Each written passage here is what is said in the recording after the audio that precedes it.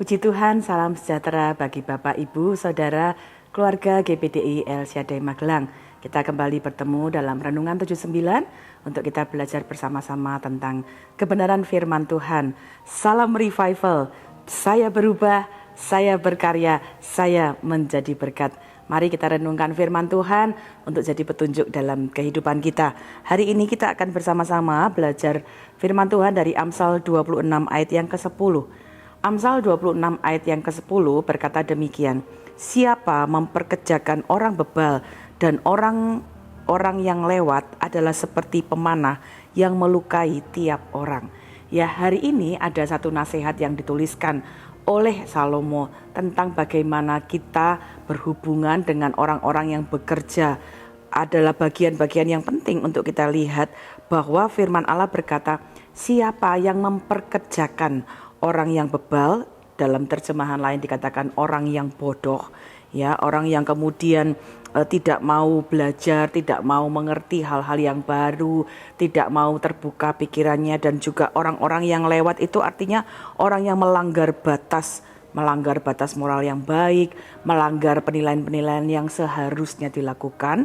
Nah, orang yang memperkerjakan orang-orang yang demikian itu seperti pemanah yang melukai tiap orang. Ya, Bapak Ibu Saudara dapat membayangkan ibarat seorang pemanah. Kalau pemanah ini kemudian menembakkan anak panahnya sembarangan, tentunya itu bisa melukai orang-orang yang ada di sekitarnya. Ketika itu tidak ditembakkan dengan benar, tidak ditembakkan ke arah yang benar, ya. Nah, ini yang juga menjadi satu gambaran yang kita dapat pelajari, yang kita dapat terapkan dalam kehidupan kita sehari-hari.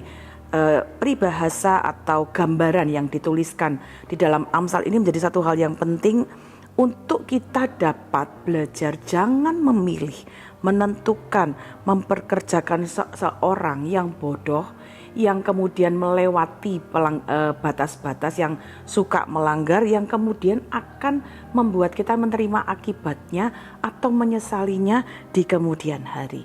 Ya, ini adalah satu petunjuk yang baik untuk kita nikmati, untuk kita terenungkan dalam kehidupan kita. Bukankah setiap hari kita juga berhubungan dengan banyak orang, ya? Mungkin di rumah tangga kita juga memilih orang-orang yang akan membantu kita sebagai asisten di rumah tangga. Di pekerjaan kita membutuhkan untuk memilih orang-orang yang kita tentukan untuk menjadi staf kita, untuk orang-orang yang menjadi pembantu di dalam tugas-tugas di kantor kita. Kemudian ada banyak hal yang kita butuhkan bekerja sama dengan orang-orang di sekitar kita. Bahkan di dalam pelayanan kita pun juga membutuhkan orang-orang yang akan bekerja sama, membantu pekerjaan Tuhan, membantu pelayanan.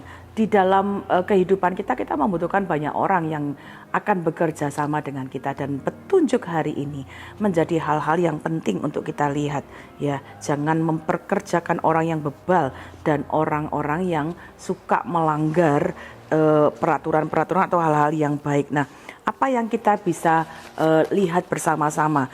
Ada beberapa prinsip yang saya ingin kita dapat lihat, Bapak Ibu Saudara dapat memperhatikan. Yang pertama, mungkin kita dapat melihat kalau Bapak Ibu ada di rumah, ya, kemudian memilih orang-orang yang akan bekerja di rumah. Lakukan seleksi dengan baik, lakukan pemeriksaan dengan baik. Siapa yang Anda izinkan untuk bekerja di rumah Anda? Kalau itu adalah orang-orang yang jujur, yang bisa dipercaya, yang kemudian tidak melakukan kecurangan-kecurangan dalam pekerjaan mereka, mari periksa hal itu juga, supaya Anda kemudian tidak mengalami keadaan di mana kemudian kita mengalami kejadian-kejadian yang tidak menyenangkan di rumah kita. Bukankah mungkin kadangkala, ya, pernah terjadi ada pencurian yang terjadi di rumah, ya, atau kerugian-kerugian yang dialami karena kita tidak mengetahui dengan benar siapa orang-orang yang kita izinkan bekerja di rumah kita. Prinsip ini juga berlaku pada misalnya Bapak Ibu yang bekerja di perusahaan, ya, kemudian harus memutuskan untuk menempatkan orang-orang bekerja sesuai dengan bidang-bidangnya, ya. Jadi jangan memilih dengan sembarangan, tetapi berhati-hatilah dengan siapa yang kita izinkan, yang siapa yang kita tempatkan di tempat-tempat mereka harus bekerja. Jadi luangkan waktu untuk melakukan seleksi dengan baik, lakukan waktu untuk memeriksa dengan baik. Ini bahkan juga dapat berlaku prinsip yang sama pada orang-orang yang kita pilih untuk dekat dengan kita, mungkin Bapak Ibu Saudara atau punya keluarga atau rekan-rekan yang memilih pasangan ya. Dalam hal ini bukan berarti kita mempekerjakan pasangan kita, tidak ya. Tetapi prinsip yang sama ini juga bisa berlaku. Jangan langsung berkata aku mau dengan dia, saya bersedia dengan dia pada orang yang pertama kali Anda kenal ya, tanpa Anda seleksi, tanpa Anda ketahui dulu latar belakangnya bagaimana, keluarganya bagaimana, kepribadiannya bagaimana. Ketika kita terburu-buru dan kita tidak tahu bagaimana kepribadiannya, kita tidak memastikan dulu ini orang yang suka melanggar atau tidak, bagaimana kepribadiannya. Kadang-kadang itu bisa kemudian menjadi bumerang bagi diri kita sendiri di kemudian waktu. Ya, prinsip yang sama kita bisa juga terapkan pada hal-hal yang lainnya. Tadi saya sudah katakan pada pelayanan-pelayanan di gereja lokal. Ya, kita tentunya di gereja melakukan seleksi-seleksi kepada orang-orang yang akan melayani di rumah Tuhan. Sejatinya setiap orang itu boleh melayani. Setiap orang dengan senang hati ya dapat dipakai untuk melayani Tuhan. Tetapi ternyata kita pun tentunya harus berhati-hati menempatkan seseorang dalam pelayanan ya. Di dalam suratan Timotius, Paulus itu mengingatkan bahwa bagi orang-orang yang akan terlibat di dalam pelayanan, yaitu adalah orang-orang yang harus kemudian dapat menunjukkan kualifikasinya, bertanggung jawab, disiplin, ya jadi teladan dalam perkataannya supaya jangan menjadi batu sandungan ya di dalam pelayanan-pelayanan itu. Kemudian juga mungkin kita dapat memakai prinsip yang sama ini pada arena-arena di mana hari-hari ini kita belajar atau kita sedang mempersiapkan diri dalam bangsa Indonesia. Ini kita sedang ada di dalam arena-arena persiapan tahun politik ya, tahun ini dan tahun depan terutama ya. Kita bukan berarti mempekerjakan ya gubernur, presiden kita, namun prinsip ini dapat kita gunakan dalam artian mari kita kemudian juga bukan melakukan pemilihan itu secara sembarangan ya. Tapi baik kita seleksi, kita ketahui, kita kenal dengan baik calon-calon yang sudah diberitakan ya, supaya kita kemudian ketika menentukan pemilihan siapa yang akan kita tentukan menjadi pemimpin kita, itu tidak akan mengakibatkan kerugian bagi kita. Jadi hari ini kita dapat belajar ya bahwa Amsal memberikan kita satu petunjuk yang sangat baik ya. Jangan kita mempekerjakan orang tanpa kita melakukan seleksi, tanpa kita memeriksa latar belakangnya, karakternya, kepribadiannya dan sebagainya. Kapanpun kita ada dalam posisi yang melibatkan kita harus mengambil pilihan, harus merekrut, mengikut sertakan, memilih orang, atau menjalin kerjasama, menjadi mitra, menerima seseorang atau menunjuk seseorang. Mari kita belajar untuk tidak sembarangan. Kita lakukan seleksi yang baik sehingga apa yang kita pilih itu akan dapat menjadi sesuatu pilihan yang baik. Mengapa kita harus melakukan seleksi? Mengapa kita harus memeriksa dengan baik? Ada dua hal yang kita bisa belajar dari apa yang kita baca di dalam Amsal ini. Pertama, pilihan kita terhadap seseorang itu mempunyai dampak yang jangka panjang. Artinya, kalau kita memilih seseorang untuk bekerja sama dengan kita, berarti ada jangka waktu yang cukup panjang. Kalau pilihan-pilihan kita salah, maka dampaknya akan cukup panjang ya kepada kita untuk kita alami. Akibatnya bisa menjadi akibat yang cukup panjang. Dua, pilihan yang kita ambil juga bisa berdampak buruk bukan saja bagi orang lain, tapi juga bahkan bagi kita sendiri. Ya, karena itu satu ibarat yang kita belajar hari ini ya, jangan sampai kita seperti seorang pemanah yang kemudian memanah itu sembarangan. Ya, panah itu bisa melukai orang lain, tapi dampaknya juga bisa jadi buruk bagi kita. Karena ibarat seorang pemanah yang tidak bisa memanah dengan tepat, kita pun akan dinilai orang untuk menjadi orang-orang yang kemudian nampak menjadi buruk karena kita tidak melakukan menembak anak panah dengan tepat ya. Karena itu apa yang kita dapat belajar dari nasihat kita hari ini ya.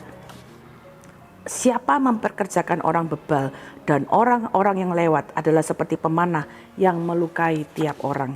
Yang kita perlu belajar, berhati-hatilah dengan siapa yang kita pilih untuk bekerja sama dengan kita, untuk bekerja di rumah kita, di kantor kita, di tempat bersama-sama dengan kita. Kedua, jangan ragu untuk lakukan seleksi, lakukan pemeriksaan, latar belakang, karakter, pengenalan dengan baik, sehingga kita dapat menghindari masalah yang mungkin akan muncul di kemudian hari. Dan saya percaya ketika kita lakukan seleksi dengan baik, kita memilih orang-orang yang terbaik, kerjasamanya itu juga akan menjadi kerjasama yang baik, sehingga apa yang kita kerjakan akan menjadi berhasil. Karena ketika kita memilih orang-orang yang baik, tentunya apa yang kita baca hari ini akan terjadi sebaliknya. Bukan seperti anak panah yang sembarangan, tetapi anak panah yang tepat sasaran. Alangkah indahnya kalau kita bekerja sama dengan orang-orang yang tepat. Tujuan kita dapat tercapai, goal kita dapat tercapai, perusahaan kita mungkin punya keuntungan-keuntungan yang baik, keluarga kita juga dapat bekerja dengan baik, ya hidup kita mencapai tujuan yang baik karena kita memilih orang yang tepat. Karena itu mari kita belajar bersama-sama untuk kemudian hati-hati lakukan seleksi sehingga hidup kita pun juga dapat menerima berkat di dalam Tuhan. Terima kasih Bapak Ibu telah mengikuti Renungan 79. Kiranya ini dapat menjadi berkat bagi kita semua. Bagi Bapak Ibu Saudara yang ingin didoakan untuk pokok tertentu, menceritakan kesaksian, baik mujizat kesembuhan, pemulihan, masalah keluarga dan lain-lain, mari salurkan itu melalui chat di WhatsApp di nomor 081327420088. Puji Tuhan, mari kita berdoa bersama. Bapa, kami mengucap syukur untuk petunjuk firman-Mu. Tolong kami Tuhan untuk dapat berhati-hati melakukan seleksi dengan siapapun kami akan menjalin kerjasama, supaya apa yang kami pilih dalam hidup kami tidak menjadi sesuatu yang merugikan baik orang lain ataupun diri kami sendiri. Kami berdoa, tolong kami beri hikmat buat setiap kami, keluarga GPDI El Shaddai Magelang, atas pilihan-pilihan yang harus kami tentukan. Tolong kami mampu melakukan seleksi dengan baik, baik kepada orang-orang yang dekat dengan kami, orang-orang yang kami harus pilih untuk bekerja sama dengan kami, supaya dengan pilihan-pilihan yang kami dapat lakukan, kami pun dapat mencapai sasaran-sasaran, tujuan-tujuan seperti yang Tuhan sudah yang Tuhan sudah rancangkan dalam kehidupan kami. Berkati seluruh keluarga GPDI El Shaddai Magelang dalam seluruh aktivitas yang kami kerjakan sepanjang hari ini. Hikmat dari Tuhan juga menyertai kehidupan kami semua. Sekalipun seluruh keluarga GPDI El Shaddai Magelang berjalan dalam lembah kekelaman, kami tidak takut bahaya, sebab Engkau beserta kami, gadamu dan tongkatmu, itulah yang menghibur kami. Kami mengucap syukur di dalam nama Tuhan Yesus Kristus. Haleluya. Amin.